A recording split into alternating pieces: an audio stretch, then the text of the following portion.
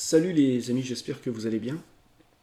Je viens très rapidement vers vous pour vous faire part d'une vidéo que j'ai écoutée dans son intégralité hier concernant la voiture à hydrogène et l'hydrogène plus globalement, avec pour titre l'hydrogène le grand mensonge. Alors cette vidéo je l'ai trouvée très intéressante parce qu'elle permettait de mettre durant ces 16 minutes le condensé et ce que j'appellerais la vulgarisation de ce que j'avais pu lire il y a quelque temps sur un document qui était un document techniquement très poussé, qui n'était pas une publication scientifique pour autant, mais qui était une documentation technique sur tous les process qui sont engagés pour, au bout du bout, arriver à avoir un véhicule qui produit de l'hydrogène. Et donc je ne pouvais pas passer à côté de cette vidéo et ne pas vous la proposer pour que vous puissiez vous faire une idée précise de ce que représente le véhicule à hydrogène, ses implications, ses conséquences et la réalité de son rendement. Voilà. Et donc finalement de son intérêt ou pas vis-à-vis d'un moteur à énergie fossile, ou d'un véhicule purement électrique. Alors, je vais quand même vous faire un tout petit résumé, parce que voilà, vous ne serez peut-être pas à même de vouloir l'écouter, parce qu'elle a quand même un gros inconvénient, elle est parsemée de publicité. Ça, c'est bon, je comprends le fait que l'auteur, le créateur, la chaîne veuille monétiser pour rentabiliser le travail. Quand on voit ce type de vidéo, tu te dis bon bah ok mon gars, tu mérites parce que tu as fait un super boulot, enfin mon gars ou l'équipe. Donc je ne critique pas. Bon, bref. Mais cette vidéo n'en est pas moins remarquable. Donc son principe et son cheminement est assez simple. Elle décortique tous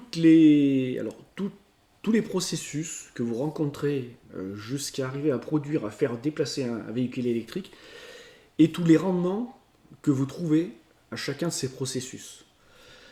Et donc, quand vous arrivez au bout du bout du bout du bout du bout de toutes ces étapes, ben, le véhicule ressort avec un rendement de 27%. Moi j'étais sur un chiffre aux alentours des 30. Je fonctionne toujours en arrondi pour avoir des ordres de grandeur.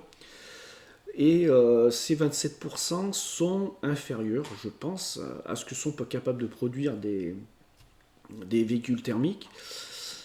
Ensuite, dans cette vidéo, il y a beaucoup de comparaisons faites avec le véhicule purement électrique avec des batteries et avec une conclusion qui est sans appel. Les véhicules basés sur des batteries de stockage sont, même à ce jour, très nettement au-dessus en termes de rendement global des véhicules à hydrogène. Voilà. Ensuite, il y a tous les aspects, c'est super bien expliqué. Je vous conseille vraiment de la visionner. Vous expliquez le problème de la conversion énergétique, qu'en fait un réservoir de voiture, il faudrait en fait que ça soit le blindage d'un char d'assaut du point de vue de la sécurité. Donc un surpoids évident par rapport à un réservoir classique. Le fait que le gaz, l'hydrogène ayant une très faible densité, le réservoir ne peut contenir que l'équivalent de 4 litres d'hydrogène une fois compressé. Enfin bon, voilà, c'est des données. Ça vous donne, tout ça, ça vous parle. Et il y a des animations, il y a des... Voilà, donc, bon, c'est une vidéo qui refroidit. Est-ce que ça remet en cause pour autant l'hydrogène ? Je ne pense pas. Je pense que, comme toute chose, il y a des progrès qui doivent être faits. Par exemple, et je vous avais publié ça dans une vidéo de commentaire d'actualité, où la production d'hydrogène basée sur l'électrolyse pouvait être améliorée, mais alors à un stade de l'ordre de 80, arriver à un très très très haut rendement de conversion, de par le fait d'introduire une notion de chauffage de vapeur et de température. Je ne vous préciserai pas la technique, je ne me rappelle pas. Et le truc qu'on apprend aussi dans cette vidéo, super intéressant, et très surprenant, c'est que finalement, l'hydrogène, la plupart de l'hydrogène dont on dispose autour de nous, est produit à partir d'énergie fossile, ce qui est une parfaite stupidité. Vous prenez maintenant de simples panneaux solaires, et vous fabriquez de l'hydrogène, vous tapez plus dans le carbone. Alors bien sûr, vous avez ce qu'on appelle l'énergie grise, hein, le problème du recyclage, bref, voilà, ça c'est vraiment une grande surprise également.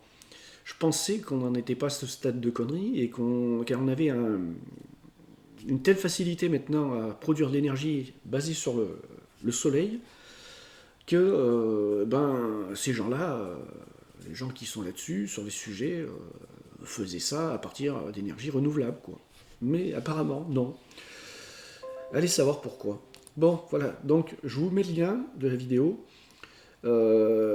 Et du coup, moi, je me suis abonné, alors pas sur cette chaîne, mais je vais le faire aussi sur cette chaîne. Bonjour à tous, j'espère ça. Alors, je me suis abonné, voilà, vous pouvez le voir si j'ai dit un truc. Alors voilà, j'appuie sur le truc. Bonjour à tous, j'espère sincèrement que vous allez bien en ces temps troublés et que vous et votre famille vous portez. Ce que l'on voit, c'est qu'il y a un accès payant à 5 € par mois. C'est la première fois que je consulte cette chaîne. Alors si vous aimez l'automobile, la voiture, moi je ne suis pas spécialement fan, mais de temps en temps sur certaines branches, il y a une partie payante. Et vu la qualité de ce qui est fourni là, je ne suis pas choqué non plus. Voilà, je suis pas le. Alors, je suis un défenseur du logiciel libre, de la liberté d'information, tout ça, mais je considère qu'aussi qu'à partir du moment où tu as une telle quantité de travail à produire pour fournir quelque chose, un service ou une information qui est d'une très grande qualité, je considère qu'il est logique que tu sois rémunéré dessus si ça prend tellement de temps que tu ne peux pas exercer d'autres professions à côté. Les amis, je vous souhaite une bonne journée. Et puis, je vais persévérer un peu dans le Wi-Fi ce matin. Je vais essayer une autre attaque. Et puis, ça sera la dernière, parce que si j'échoue sur celle-ci, pour arriver à faire communiquer ma box avec mon onduleur, là, après, je passerai mon temps avec Julien, voir Sermatech pour comprendre d'où ça provient. Parce que il n'y a rien, enfin voilà, je vous le dis au passage, si vous avez des idées, donc je vais écouter vos idées et vos conseils pour récupérer, donc c'est Valé, je crois, tu m'avais proposé d'utiliser un logiciel qui est une espèce de sniffer, que j'ai utilisé, qui est vraiment très très bien, super, je te remercie, je vais le conserver bien au chaud.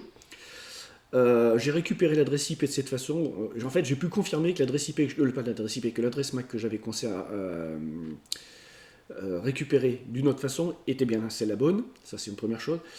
Et ensuite, j'essaie de passer non pas au travers du routeur, mais du simple téléphone et de son partage de connexion, et de voir ensuite de faire un scan d'adresse IP et de ping, en fait même au travers du téléphone, qui est une vraie passoire concernant la possibilité de paramétrer, hein, voilà, ça t'évite de gratter dans la box, il se produit rien. Voilà, donc j'ai envie de faire un truc ce matin. C'est que vous avez l'application sur Sermatech a deux applications. Vous avez celle qui vous permet de vous connecter directement par Wi-Fi à votre onduleur, et vous en avez une autre qui permet d'interroger le serveur qui lui interroge l'onduleur Sermatech, et en passant au travers de la box. D'où le fait que je persévère dans cette direction. Et cette application qui s'appelle Sermatech tout simplement, je crois, hein, j'ai téléchargé, je l'ai installé sur le téléphone, et je vais la décompiler, voir comment elle est branlée, pour voir un peu sur quoi, enfin l'adresse IP des serveurs, enfin des serveurs, je l'ai déjà, mais voir tout ce qu'il y a en termes de réseau autour de ça, pour essayer de débusquer quelque chose, voilà, peut-être, ou pas, on va voir. La décompilation d'une APK, qui est on va dire le package d'une application avant de l'installer, ça donne des résultats très, très intéressants en termes d'analyse et de rétro-ingénierie, en termes de développement informatique. Ça, je pense que c'est quelque chose qui doit être très, très souvent utilisé par les équipes de développeurs vis-à-vis de la concurrence, pour voir, se dire, tiens, merde, comment ils ont fait les gars. Et oui, en informatique, c'est l'anarchie. Allez, à plus.